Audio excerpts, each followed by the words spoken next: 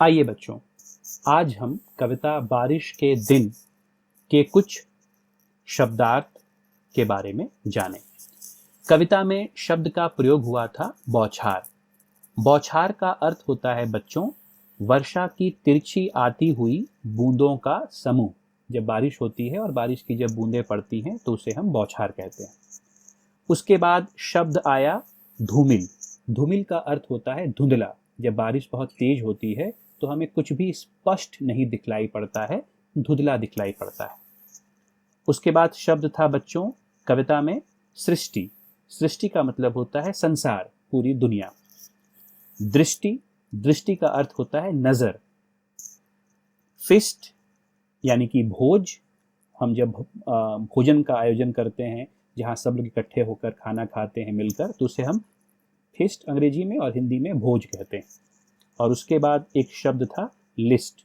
List का मतलब होता है सूची। इसके अलावा बच्चों इस कविता में बहुत सारे संयुक्ताक्षर भी थे, जैसे अस्त, व्यस्त, हिस्ट, लिस्ट। इन शब्दों के संयुक्ताक्षरों को अलग अलग करके आप दिखाएं। जैसे एक उदाहरण के तौर पे मैंने लिखा है अस्त। अस्त में आधा सौ और तौ, ये एक संयुक्ताक्षर है जिसे मैंने तोड़कर लिखा है। बच्चों आप व्यस्त, फिस्ट और लिस्ट को भी उसी तरह संयुक्ताक्षरों को अलग अलग करके लिखें जो आप लोगों ने अपनी कक्षाओं में पहले सीखा है।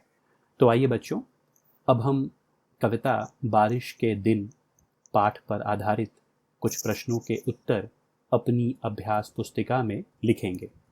पहला प्रश्न है, इस कविता में किस ऋतु की बात कही गई है? दूसरा प्रश्न है, सन सन क्या बहती है? और बच्चों तीसरा प्रश्न है, घिर घिर आए कौन से बादल? आप इन प्रश्नों के उत्तर पिछली कक्षाओं में आपने जो पाठ पढ़ा है उसके आधार पर अपनी अभ्यास पुस्तिका में लिखेंगे। पहले आप प्रश्न लिखेंगे बच्चों और उसके बाद उत्तर।